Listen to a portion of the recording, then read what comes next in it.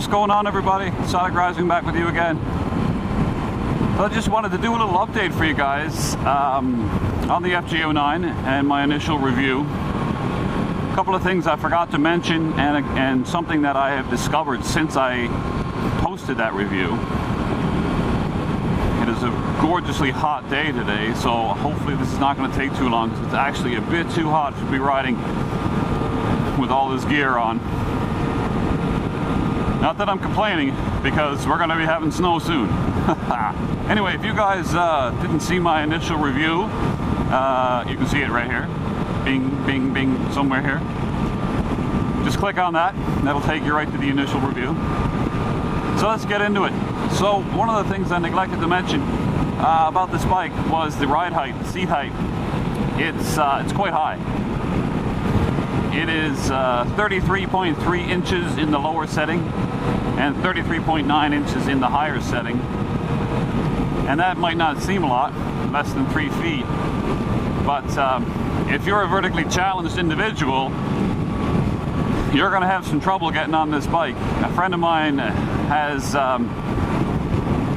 that disability, we'll call it. I make fun of him anyway. I call it a disability. It's not a disability, of course. But he's not very tall. He's about 5'5", 5'6", and he cannot get on this bike. He's tried. He literally cannot do it. So even in the lower seat height, if you're not a very tall individual, you're gonna have a bit of an issue, for sure, getting on this bike. So keep that in mind. Of course, it's not really something you need to worry about. If you're going to buy this bike, you're obviously going to sit on it and maybe test drive it before you buy it. So it's not like you're going to buy it sight unseen. And if you're a short person, you'll be like, oh shit, I can't get on this damn thing. Anyway, that's one of the things. The other thing was the transmission. The transmission is not bad. It is a little clunky. It doesn't feel super smooth, which is not a big deal, but I have found that shifting from first into second does drop into neutral, and by drop in I mean drop in and stay there, and as well as going from second back down to first. It's a little bit of it can be a little bit of an issue sometimes. I've found myself like shifting and then being neutral and be like revving it out, looking like a noob. So that's a little bit of a thing that I noticed, but I found that the more I rode this bike, the more I tended to get more aggressive with the shift lever.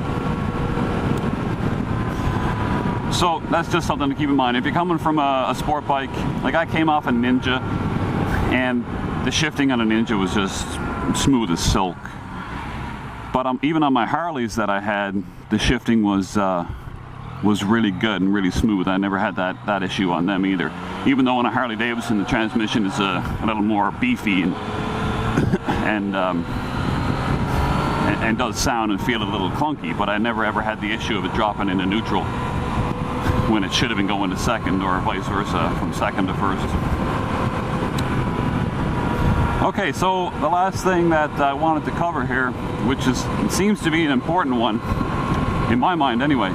Since the last video, I did some highway riding, and I decided to go out and give it the beans, so to speak, and see where she would go, and test out this speed limiter that I mentioned in my previous video and see what that was all about.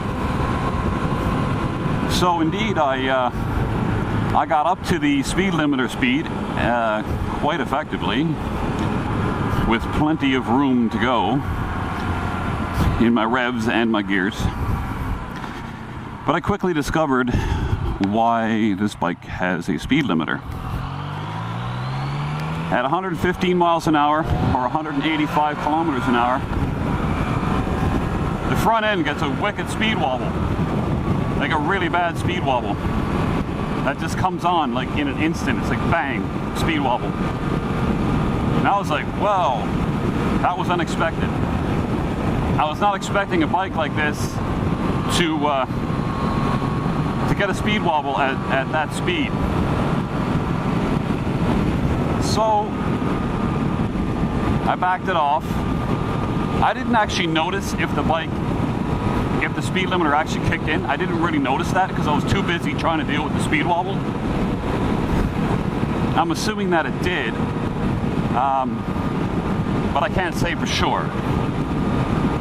So I repeated the process a couple of times, and I got really loose on my bars, really tucked the tank with my knees. Did all the right things that you're supposed to do to prevent a speed wobble and to correct the speed wobble. But every single time, the bike went into a speed wobble. So I took the rear bags off. That did not affect anything. I don't have a torque trunk, so that's not an issue. I tucked in a little bit under my windscreen. Still nothing, no change. So I went on the interwebs and read some forums, see if I could find any information on it, and there doesn't seem to be much out there, but there is a couple of forums that has a couple of people complaining about the speed wobble at the same speed. So leads me to believe that this is a design issue. So let's think about it. At exactly the speed that Yamaha was supposedly inducing a speed limiter for at 115 miles an hour and 185 kilometers per hour, I get a speed wobble, and others are getting speed wobbles at the same speed. I don't think this is a coincidence. I really don't. And considering that I have read about the speed limiter and that there is no information as to why they put a speed limiter on the bike, this seems to be why. This would make the most sense to me. A steering damper, I doubt, is going to change it. It's quite a violent speed wobble.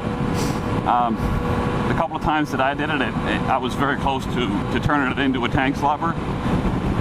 So this is not something that I want to keep doing over and over and over again, trying to find a solution for, because it's a bit sketchy. You know, it's really dodgy doing that.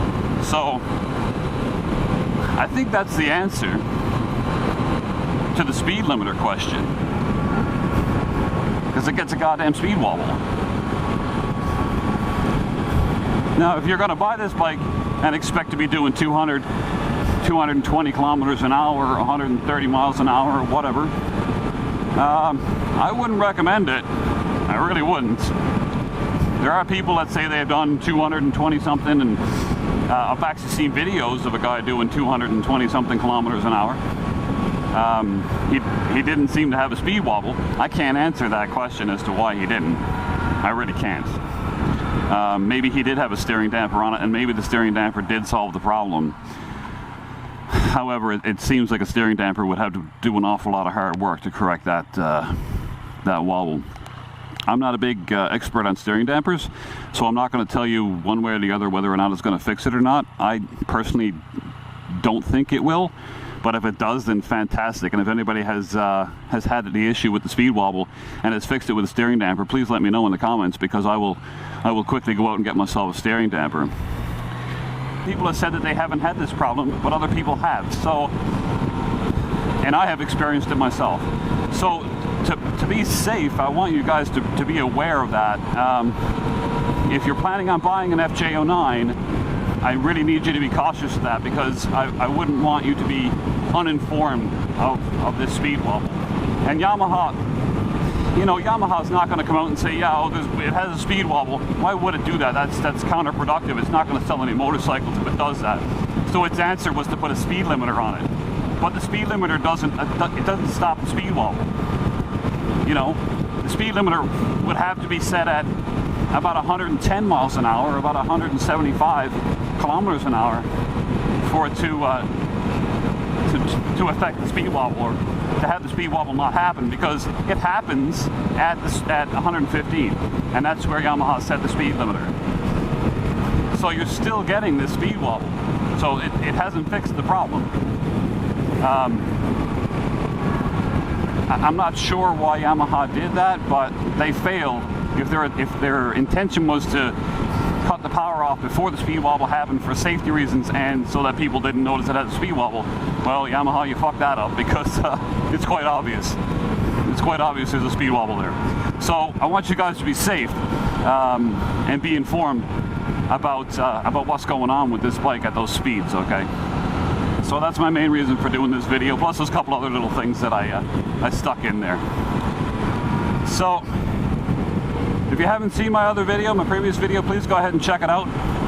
If you like the channel, if you like my other videos, most people seem to be looking at my review and not any of my other videos, but that's okay. You know, my other videos have nothing to do with the FJ-09. I'm on a Ninja on those videos, and they're not review videos anyway. So, but if you like the channel, if you like my reviews, go ahead and subscribe. Give it a thumbs up if you like it. And I will see you next time, guys. Peace. Be safe.